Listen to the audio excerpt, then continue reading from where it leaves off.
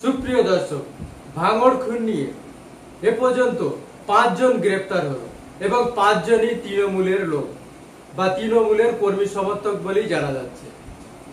কিন্তু বারে বারে দেখা যাচ্ছে শওকত মোল্লা দাবি করছেন এরা আইএসএফ থেকে এসছেন এবং আইএসএফ এরই এরা লোক, এমনটাই দাবি করছেন শওকত মোল্লা। রীতিমতো শওকত মোল্লাকে পাশে বসিয়ে রেখে তৃণমূলের নেতা বাহারুল ইসলাম বলেছেন আজ সেখানে মিটিং অনুষ্ঠিত হবে। এই মিটিংয়ে গ্রাম থেকে যে বেশি লোক নিয়ে আসবে তাকে পুরস্কার করা হবে, এমনটাও দাবি করেছেন যে গ্রাম থেকে লোক আসবে না, পরবর্তীকালে সরকারি সুযোগ সুবিধা থেকে তাকে বঞ্চিত করা হবে। তাহলে কি ভাঙড়ে কি আদেও তৃণমূল নেই? শওকত মোল্লা দীর্ঘদিন ধরে দাবি করে আসছেন যে ভাঙড়ে আইএসএফ নেই। তাহলে মিটিংয়ে লোক জোগাড় করার জন্য কেন এমন কথাটি বললেন? আমরা কথা বলবো উত্তর 24 পরগনার জেলা সম্পাদক কুতুবউদ্দিন হক ফতেহীর সঙ্গে। আমরা বিস্তারিত জেনে নেওয়ার চেষ্টা করব সর্বশেষ ভাঙড়ের পরিস্থিতি কি। দেখতে থাকুন। বাংলাটাই নিজের বাবার সম্পত্তি মনে করবে এবং বাংলাটাই বিক্রি। ভাবুন, এরা সরকারি মালগুলোকে নিজের বাবার সম্পত্তি মনে করে, কাউকে দেবে কাউকে দেবে না। সরকারি অর্থ, সরকারি সম্পদ, সেটা কি কারোর বাবার সম্পদ? খুনের প্রতিবাদে ভাঙড়ে মিছিল অনুষ্ঠিত হবে। মিছিলে লোক ভরাতে পুরস্কার ঘোষণা করলেন পঞ্চায়েত সমিতি। এলাকার তৃণমূল নেতা বাহারুল ইসলাম কি বলবেন এই বিষয়ে? কত বড় বাজে মন্তব্য করেছেন। আমি এই রাজ্যের পুলিশ প্রশাসনকে বলবো, সরকারি অর্থ, সরকারি সম্পদ, সেটা কি কারোর বাবার সম্পদ নাকি? বলছে সরকারি কোনো সুযোগ সুবিধা, কোনো মালমাত্রা এলে সেই বুথে যাবে না, যে বুথের থেকে লোক আসবে না। তাহলে ভাবুন, এরা সরকারি মালগুলোকে নিজের বাবার সম্পত্তি মনে করে, কাউকে দেবে কাউকে দেবে না। ভাবুন এরা কোথায় ভাবছে, কোন রাজ্যে আমরা বসবাস করছি। এদেরকে এখনো পুলিশ অ্যারেস্ট করতে পারে না, প্রশাসন এখনো এদের অ্যারেস্ট করে না, এখনো খোলা আমভাবে ঘুরে বেড়াচ্ছে এই কথাগুলো বলার পরেও।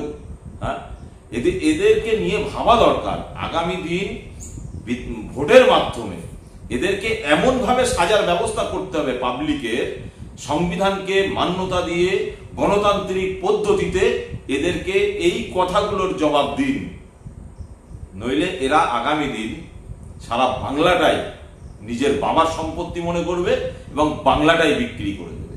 কেন আজকের দিনে দেখছি তো, শিক্ষা নেই, স্বাস্থ্য নেই, কর্মসংস্থান নেই, সেটা নিয়ে কোনো রূপরেখা নেই, সেটা নিয়ে কোনো চিন্তা ভাবনা নেই। আর প্রতিবাদ করবে কার বিরুদ্ধে?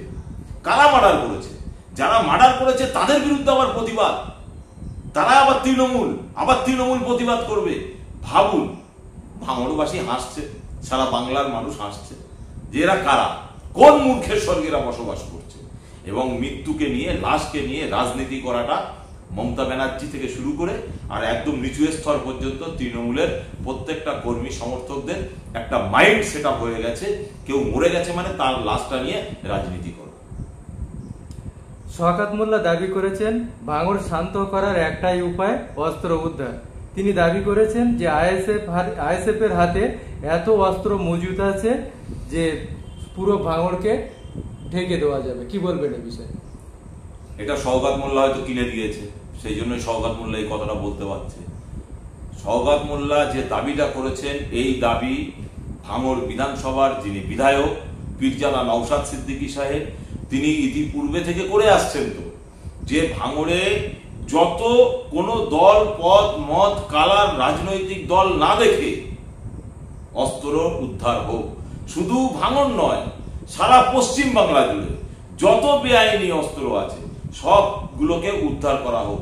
প্রতিটা গ্রাম, প্রতিটা বুথ খোঁজ নিয়ে নিয়ে, পুলিশের হাতে সব নজরে আছে, পুলিশ সব ইচ্ছা করলে খুঁজে বার করতে পারে। পুলিশ শুধু একার দ্বারাই হবে না, কেন্দ্রীয় বাহিনী দিয়ে, পুলিশকে দিয়ে টোটাল ভাঙড় সহ সারা রাজ্যে অস্ত্রকে চিরুনি তল্লাশি করে বার করে বাজেয়াপ্ত করা হোক। এই দাবি তো আমরাও করছি, কিন্তু এটা কি হচ্ছে? প্রকৃত অর্থে আমরা কি দেখছি? একটা শ্রেণীর পুলিশের মদদে অস্ত্র রাখছে তৃণমূলের গুন্ডা বাহিনী। অতএব এটা জীবনে হবে না। এই দিদি যতদিন ক্ষমতায় থাকবে ততদিন অস্ত্র সাফাই এই বাংলায় হবে না, এটা আমরা পরিষ্কার হয়ে গেছি। আমডাঙ্গায় যখন বোম হলো তখন দিদিমণি কি বলেছিল? চিরুনি তল্লাশি করে সারা বাংলা থেকে বোম উদ্ধার করো। পিস্তল উদ্ধার হয়েছে? পারেনি। তারপরে আমরা কত জায়গায় দেখেছি বোম বাঁধছে, বোম এই করছে, মিডিয়া খুললেই বোম, গুলি, পিস্তলের আওয়াজ ছাড়া দ্বিতীয় কিছু মিডিয়াতে আর আসে না, দ্বিতীয় কিছু ভালো কিছু সন্ধান আর আসে না। সেজন্য বাংলার মানুষও এখন খবর টবর দেখা অনেকটা বন্ধ করে দিয়েছে। কিন্তু সওগাত মোল্লা তো এমনটা দাবি করছেন যে যত অস্ত্র সব আইএসএফ এর কাছেই মজুদ আছে, কি বলবেন এই বিষয়ে? তল্লাশি হোক, তাহলেই বোঝা যাবে কাদের কাছে আছে। চিরুনি তল্লাশি হলেই তো দুধ কা দুধ পানি কা পানি হয়ে যাবে। সওগাত মোল্লা এটা করে দেখাক না। সওগাত মোল্লার নিজেরই এখন চিন্তায় কপালে ভাঁজ পড়ে যাচ্ছে। কেন, যেখানে একসঙ্গে মিটিং করে আসার পরে একরকম বার্তা, তার কিছুক্ষণ পরেই আবার বলছে না ও আমার দলের কেউ না, আবার তাকে নিয়ে বারবার মিটিং মিছিল করেছে, দেওয়ালে এখনো তার নাম দেখা যাচ্ছে, তার বাড়ির সামনে তার স্ত্রী বলছে যে না ইনি একজন তৃণমূলের লিডার, প্রত্যেকটা জায়গায় মিটিং এ যায়, সওগাত বাবু থেকে শুরু করে আরো সবাই মিটিং এ ডাকে। অতএব ওনার নিজেরই কপালে ভাঁজ পড়ে যাচ্ছে। সওগাত মোল্লাই তো দিদিমণি সার্টিফিকেট দিয়েছে বোম বাঁধেন। অতএব এনার কথায় কি হবে সেটা আগামী দিন দেখা যাবে। গত 2-3 দিনে দেখা যাচ্ছে যে বাংলার বুকে শুধু ভাঙড় নয়, ভাঙড়ে যেরকম পঞ্চায়েত সভাপতি মৃত্যু হয়েছে, এরকম সাতেথিয়ায়ও একটা পঞ্চায়েত সভাপতি মৃত্যুবরণ করেছেন এই টিএমসির গোষ্ঠীদ্বন্দ্বের বিষয়ে, কি বলবেন এই বিষয়ে? এটা তো বললাম সারা রাজ্য জুড়েই তো একই কেস। এই ঘটনা সারা রাজ্যে এক তৃণমূল লিডার আর এক তৃণমূলের লিডারের বিরুদ্ধে ষড়যন্ত্র করছে। আজকে অনেকেই তৃণমূল ছাড়ার জন্য ব্যস্ত হয়ে গেছে। একমাত্র যারা বিজনেসের সঙ্গে যুক্ত, কর্পোরেটের সঙ্গে যুক্ত, যারা তৃণমূল থেকে করে কেমনে খেতে চায়, তারা ছাড়া ভালো সুস্থ মস্তিষ্কের মানুষ, শুভ বুদ্ধি সম্পূর্ণ মানুষ, তারা কেউ আর তৃণমূল দলটা করছে না। আপনি খোঁজ নিয়ে দেখুন। রাজ্জাক খুন কাণ্ডে এ পর্যন্ত 5 জন গ্রেপ্তার হয়েছে। সর্বশেষ গ্রেপ্তার হয়েছেন রফিকুল ইসলাম, যিনি আইএসএফ থেকে জিতে টিএমসি জয়েন করেছিলেন। রাজ্জাক খান সওগাত মোল্লা দাবি করছেন রফিকুল ইসলাম টিএমসির কেউ নয়, কি বলবেন এই বিষয়ে? দেখুন, এরা তো দাবি অনেক কিছুই করবে, কারণ আমরা লক্ষ্য করে দেখলাম যখনই মার্ডার হলো তার কিছুক্ষণ পরেই আহসান, যিনি যারা মার্ডার করেছেন তাদের পাশে নিয়েই বক্তব্য দিয়েছে। অতএব এদের দাবিকে বাংলার মানুষ আর প্রাধান্য দিচ্ছে না, এদের কথা আর কেউ শুনছে না। বিশেষ করে ভাঙড়ের যারা তৃণমূলের নেতা, তারা বেশিরভাগই যে কথাগুলো বলছেন সেই কথার কোনো ভিত্তি নেই, কোনো যুক্তিযুক্ত নেই।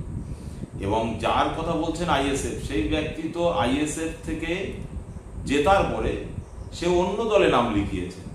অতএব যে অন্য দলে নাম লেখাবে সে তো অন্য দলেরই হয়ে যাবে। কেন, এটা তো পরিষ্কার যে সে এখন তৃণমূলের মেম্বার। কারণ যদি আইএসএফ এর মেম্বার হতো তাহলে আইএসএফ এ থাকতো, সে তো আইএসএফ এ নেই। অতএব যে নেই এটা পরিষ্কার জিনিস, তারা তৃণমূলেরই লোক। আর বর্তমান সময়ে তৃণমূল আরেকটা লবিকে মারছে, তৃণমূলকেই মারছে। এটা এই রাজ্যের শুধু ভাঙড় নয়, সারা রাজ্যের একই অবস্থা। আপনি বীরভূমে চলে যান, মালদাতে চলে যান, মুর্শিদাবাদে চলে যান, প্রত্যেকটা জায়গায়, শুধু ভাঙড় নয়, প্রত্যেকটা জায়গায় কেউ পদের লোভে, কেউ টাকার ভাগ বাটোয়ারায়, কেউ জমির লোভে, বিভিন্ন লোভ। এদের মধ্যে এত পরিমাণে লোভ এসে গেছে। আসলে বিষয়টা বাংলার মানুষকে বুঝতে হবে, তৃণমূল দলটা কোনো রাজনৈতিক দল নয়, এটা একটা গুন্ডা, তাদের যারা মার্শাল পাওয়ার দেখিয়ে করে কেমনে খাবে, যারা লুটে পুটে খাবে, তাদের দল এই তৃণমূল দলটা। অতএব এই দলে যে একটা রাজনৈতিক দিশা থাকবে, রাজনৈতিক ভবিষ্যৎ থাকবে, কিচ্ছু নেই। সম্পূর্ণ মিথ্যাচার দিয়ে একটা দল চলছে, সেই দলটার নামই হলো তৃণমূল।